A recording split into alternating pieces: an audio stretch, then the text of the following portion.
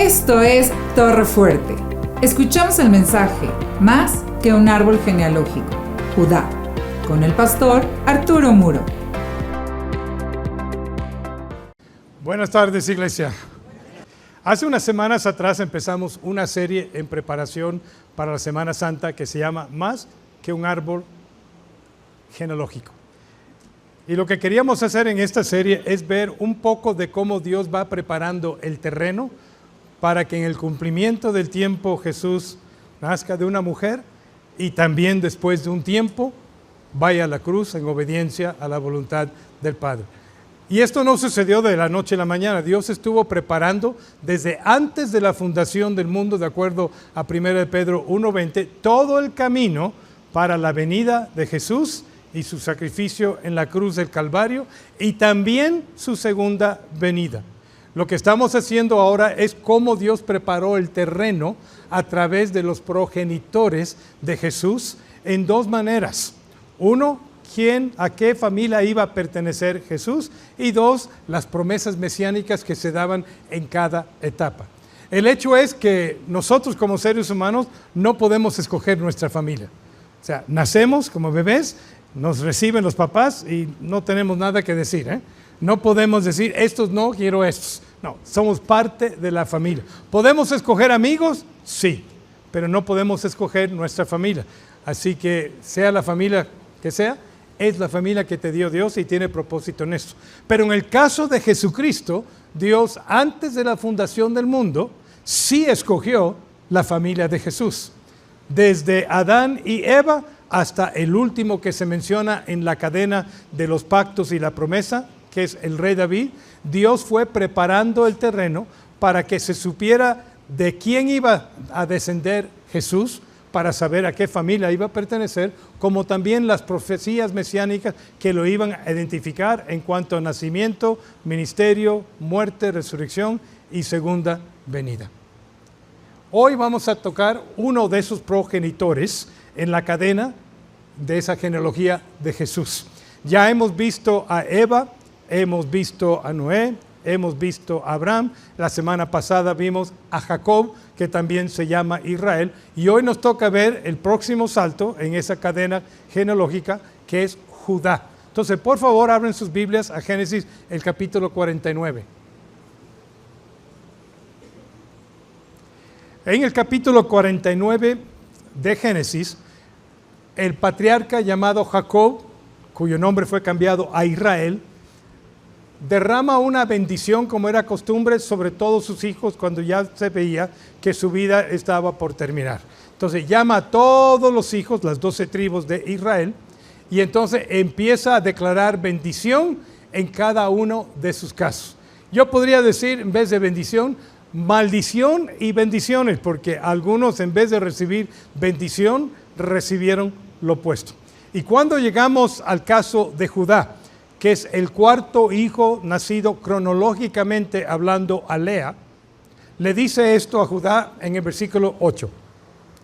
Judá, te alabarán tus hermanos, tu mano en la cerviz de tus enemigos, los hijos de tu padre se inclinarán a ti. Cachorro de león, Judá, de la presa subiste, hijo mío. Se encorvó, se echó como león, y así como león viejo, ¿quién lo despertará?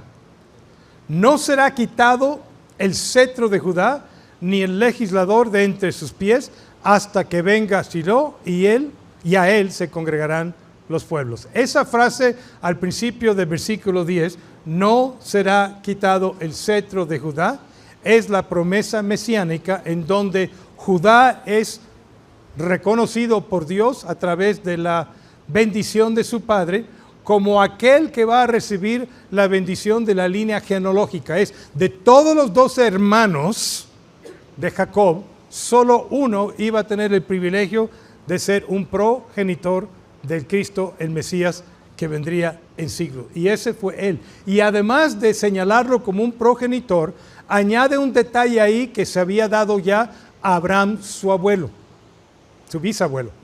Y era lo siguiente: en la promesa que Dios le dio a Abraham, en medio de todas esas, le dijo a Abraham, reyes saldrán de ti.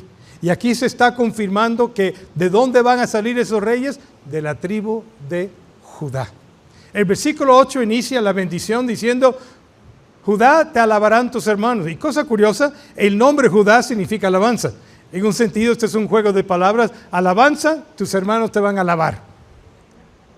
Y está hablando en un sentido que los hermanos van a tomar una posición inferior a Judá en cuanto a por sus acciones, tanto en su vida como posteriormente, sus hermanos, los hijos de Jacob, lo van a alabar. Y después dice, dominarás a tus enemigos y tus propios hermanos se inclinarán ante ti. Ahora añade a la bendición, no solamente van a hablar bien de ti, sino se van a tener que sujetar a ti. Eso es, van a servirte en alguna forma u otra. La bendición del pacto que Dios le había dado a Abraham, después a Isaac y Jacob, ahora la iba a tener este cuarto hijo de Abraham que se llama Judá. La tribu de Judá, en siglos posteriores, se vio cómo se convirtió en la más poderosa de todas las tribus de Israel. Cantamos un canto hace 2 cantos, creo, se llama León de Judá. Yo lo pedí porque se identifica a Jesucristo como León de Judá en Apocalipsis 5, versículo 5. Y aquí habla de la majestuosidad de los descendientes como la tribu también. Eventualmente la tribu de Judá, que recibió una herencia territorial en el sur de Israel, se convertiría después del exilio, cuando regresan eventualmente del cautiverio, en lo que en los días de Jesús fue la provincia de Judea. Obviamente Judea viene de Judá, el cuarto hijo de Jacob. Y eventualmente de ahí sale el nombre que hoy en día usamos para describir a los descendientes de Israel. ¿Quiénes son? Los judíos. Viene de la palabra Judea, viene de la tribu de Judá.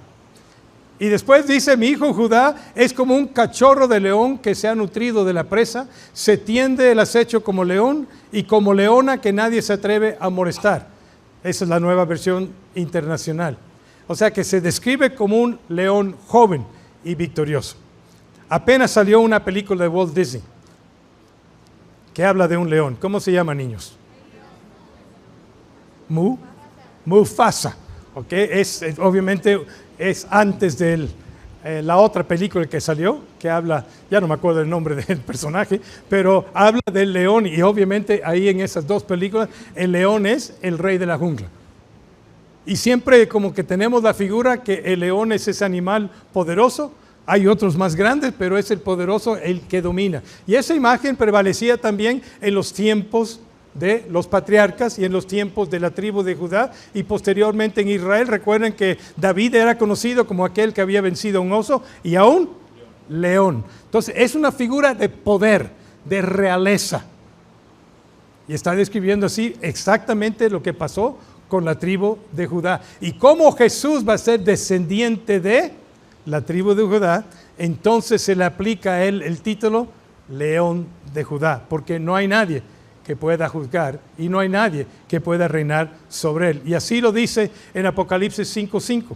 Ahí el apóstol Juan, en medio de una revelación que le está dando Dios, ve una escena angelical y pregunta ahí, ¿quién es digno de romper los sellos y abrir el rollo?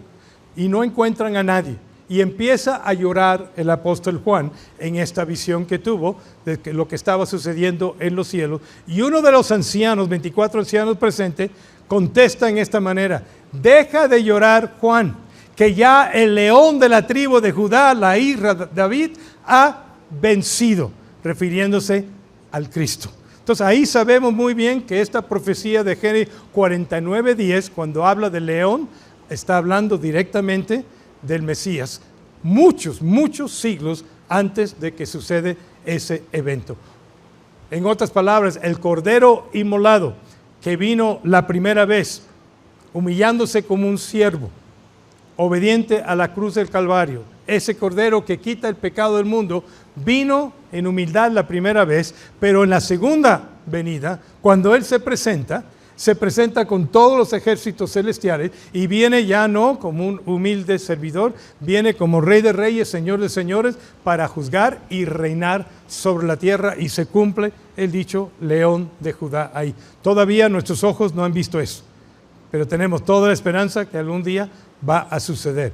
Y cada generación de cristianos se pregunta lo mismo: ¿será este el año cuando venga el Señor y dejemos de sufrir, dejemos de padecer enfermedades, dejemos de padecer violencia y tengamos paz y podamos reinar con Él para siempre? Eso está fuera de nuestras manos, tenemos que esperar pacientemente. Pero la segunda venida sí va a ser en todo poder. El cetro, dice en el versículo 10, no se apartará de Judá. Y cuando habla de la imagen de un cetro, en antiguos tiempos, hoy en día no tanto, pero me imagino que en la revista Hola, que es de la nobleza y todo, yo no la compro, pero mi mamá sí la compraba, era su revista favorita, que habla toda la nobleza de Europa. Ahí todavía yo creo que se ven algún rey que tiene dos cosas en su mano. Una es el cetro, que es señal de poder, es señal de realeza. Entonces está hablando aquí, el cetro no se apartará de Judá. Eso es, a través de Judá se va a cumplir lo que Dios le prometió a Abraham: de ti saldrán reyes. Pero ahora especifica, no solamente de Abraham saldrán reyes, específicamente esa profecía se va a cumplir a través de la tribu de Judá, no los otros. A través de los tribus de Judá vendrán reyes. Y después vendrá el Rey de Reyes, Señor de Señores. No será quitada. Y esta profecía no se cumplió, a lo menos parcialmente, hasta siglos después, con la venida del ungido de Jehová. Y algunos van a preguntarse: ¿estás hablando de Saúl? No. ¿Saúl fue ungido de Jehová? Sí, pero no fue el que cumple esta promesa. Recuerden de qué tribu viene Saúl. Él viene de la tribu de Benjamín.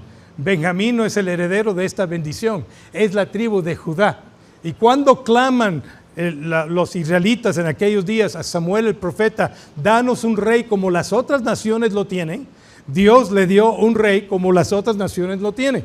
Con todos los errores que cometió Saúl, aunque le dio oportunidad a Dios, falló en la última parte de su reinado y se le quitó la unción y murió al final de ese libro. El rey que cumple con esto es David, el ungido en lugar de Saúl, porque él sí es de la tribu de Judá. Y a David se lo confirma nuevamente: no solamente saldrán reyes de Abraham, será específicamente a través de Judá, y después específicamente tenía que ser un descendiente de David. Y por eso Jesucristo nació en Belén, porque tenían que presentarse por el censo en la ciudad de sus padres, que en el caso de José era Belén. Y ahí se cumple el nacimiento del Rey de Reyes y Señor de Señores. Bueno, así fue el cumplimiento parcial. Fue interrumpido cuando vino el cautiverio. Después regresaron, pero ya no ha habido reyes en Israel y no habrá hasta que Dios, Jesucristo, regrese otra vez. Cuando estaba estudiando para este mensaje, me hice la pregunta: ¿y por qué escogió Dios a Judá? Si yo hubiera tenido la decisión, ¿hubiera yo escogido a Judá? Ahora, sabemos que Dios es soberano, las cosas secretas pertenecen a Dios y Dios puede escoger a quien Él quiera. Pero creo que también Dios prevé, sabe de antemano, porque es omnisciente, qué es lo que va a suceder. Y yo, viendo antes de mano lo que iba a suceder con Judá, probablemente yo no lo hubiera escogido. Yo hubiera escogido a José. José es mi héroe de toda esa historia, porque es el que rescata a Israel del hambre, el que da protección a Israel, y rescató a toda su familia y perdonó a sus hermanos que lo habían vendido en esclavitud. Es el más noble para mí de todos los hermanos. Pero Dios escoge a Judá y me hice la pregunta: ¿por qué? Culturalmente en aquellos días se consideraba al primogénito el más importante de todos los hijos. A él se le daba toda la herencia terrenal y a él se le daba también la mayor bendición. Pero en el caso de Rubén, el primogénito de Jacob, no es así. ¿Qué es lo que sucedió? ¿Por qué no Rubén, que era el primogénito? Bueno, la primera parte del capítulo 49 de Génesis, donde está, nos contesta un poquito del por qué. Dice ahí: tú, Rubén, eres mi primogénito, el primero de Lea, primer fruto de mi fuerza y virilidad, primero en honor y en poder. Reconoce eso Jacob. Pero, no está en el texto, lo estoy inventando yo, pero eres impetuoso como un torrente y por eso ya no serás el primero. Te voy a desheredar como el primogénito. ¿Por qué? Ahora lo menciona. Te acostaste en mi cama, profanaste la cama de tu propio padre. Me faltaste en gran manera el respeto. Y por eso perdió la primogenitura y también perdió la bendición. Porque no recibe una bendición del Padre, recibe una maldición. Y diríamos, ¿y qué pasó después? Bueno, versículo 2.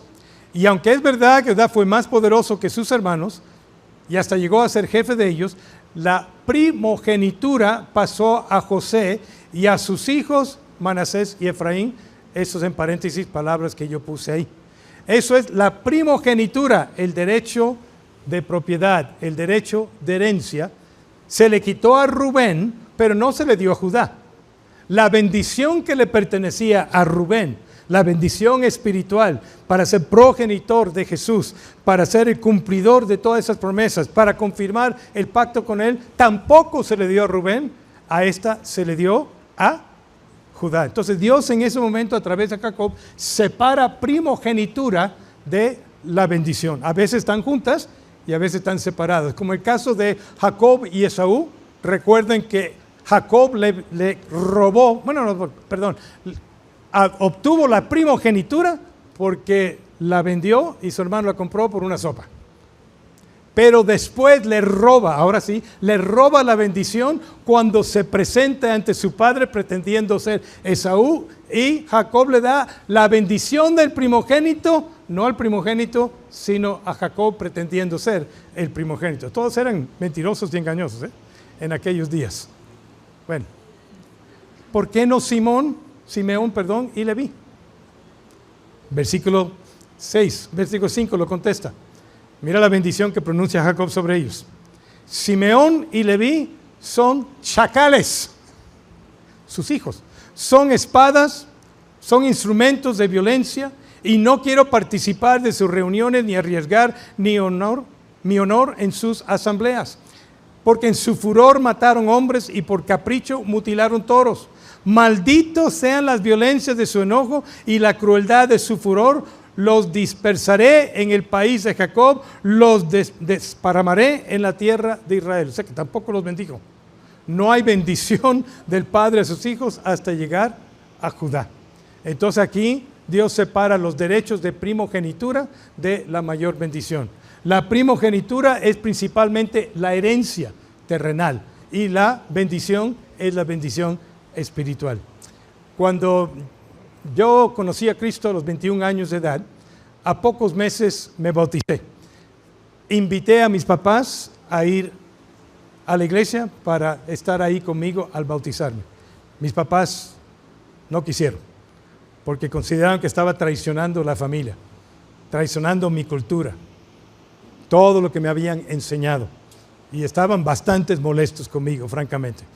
La única razón, yo pensé, por qué no me desheredaron, era que yo era el único, no había otro. La única persona que me acompañó cuando yo me bauticé fue mi abuela, que tampoco estaba de acuerdo, pero era consentidora como abuela. Estuvo presente ahí.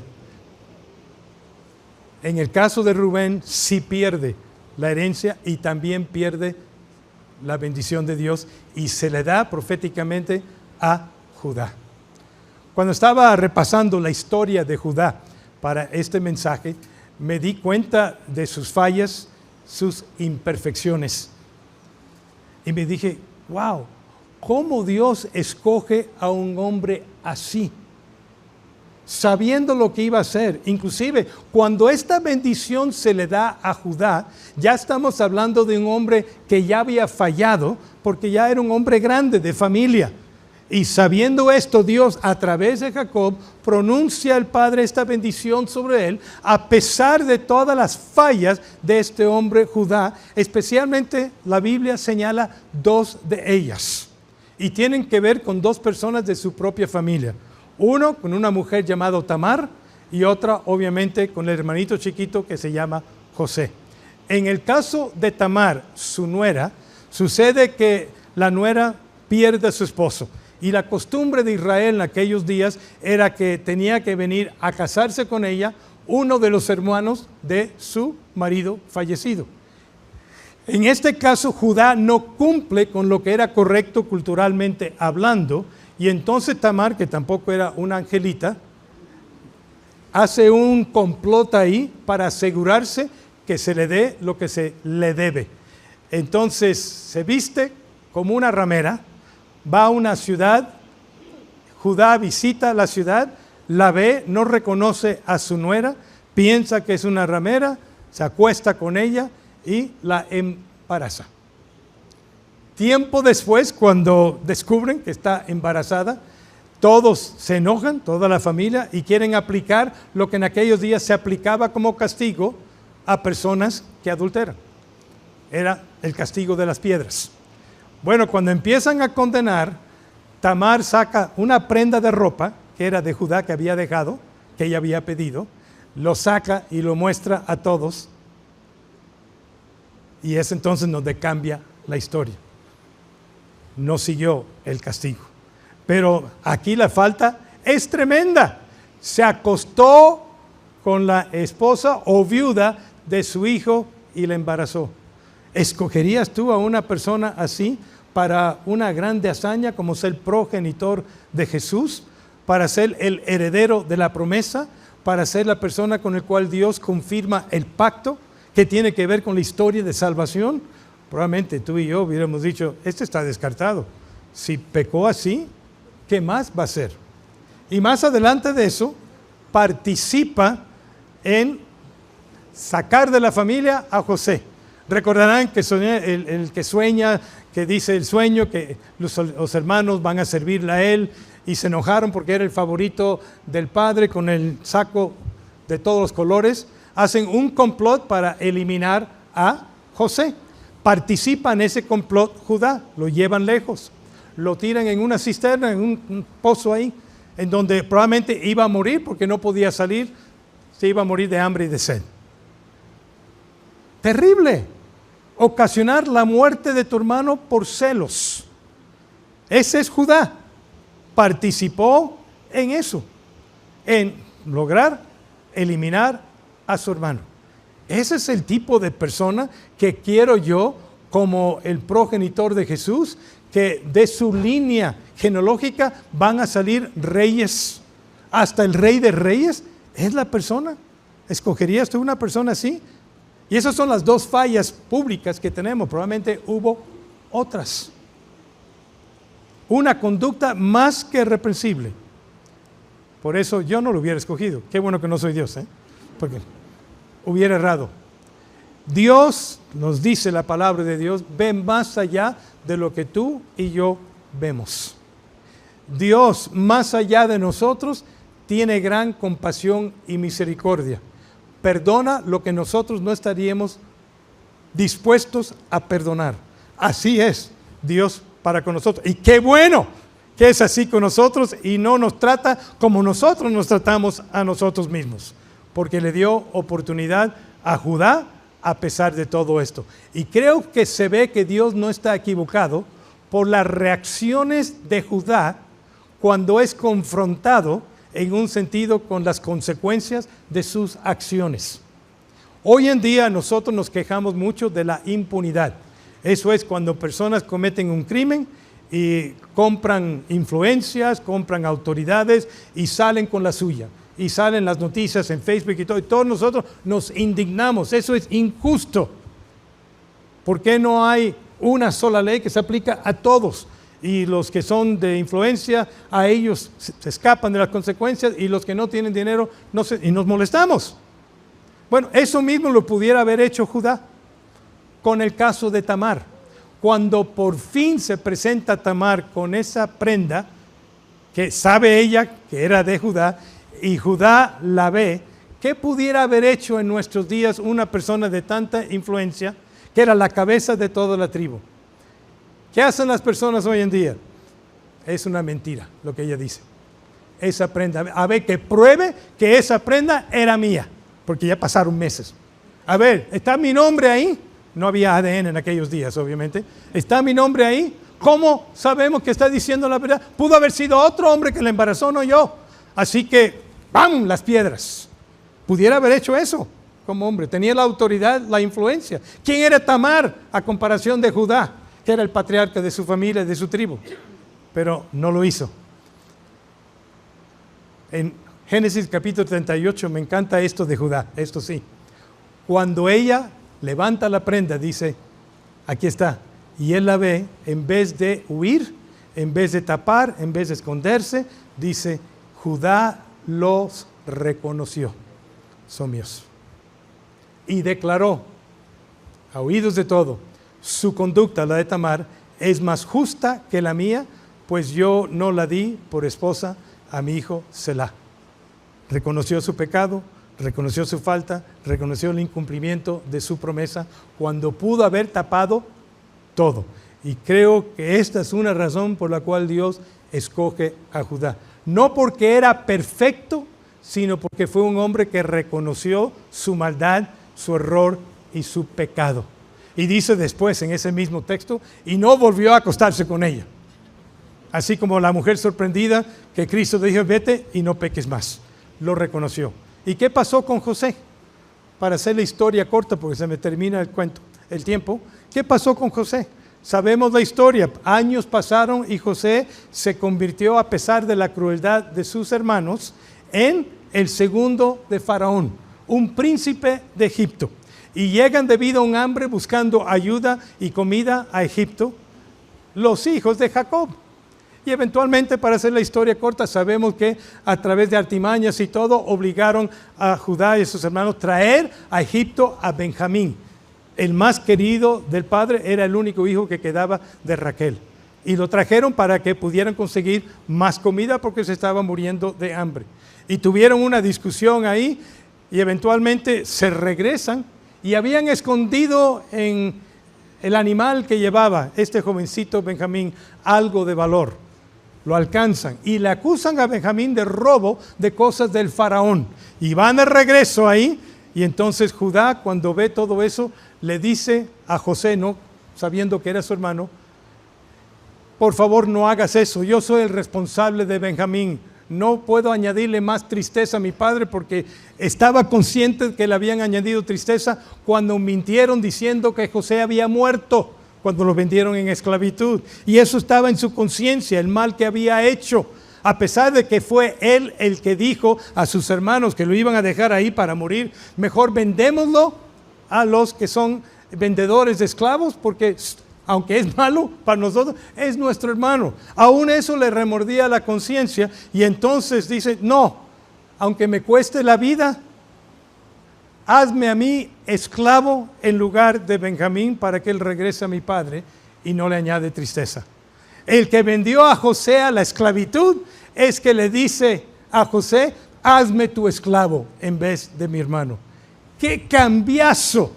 Y fue tan penetrante, impactante esa noticia que le da este hombre llamado Judá a José, príncipe de Egipto, que en ese momento José se quebranta emocionalmente, manda salir todos los demás ahí y reconoce ante todos sus hermanos, yo soy José, tu hermano, que vendiste en esclavitud. Y ¡boom!, empieza la reconciliación.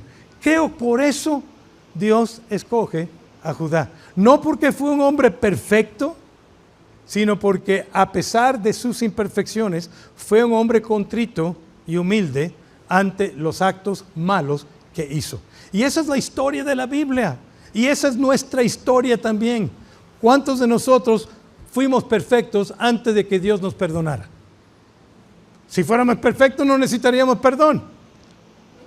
Y a mí me maravilla que Dios use tan grandemente a personas con tremendas fallas, como Judá en este caso, que dijo literalmente, ¿qué ganamos con matar a nuestro hermano y ocultar su muerte? Mejor vendámoslo. Y después se ofrece como esclavo a Egipto.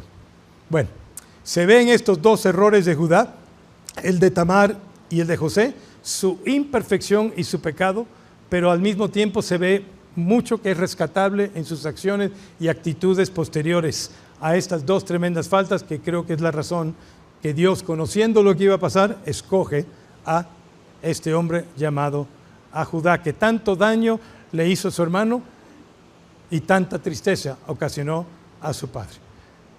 Y Dios, en su soberanía y misericordia, lo escoge para que él sea la línea de reyes, de Señor de señores y de reyes, como tú y como yo.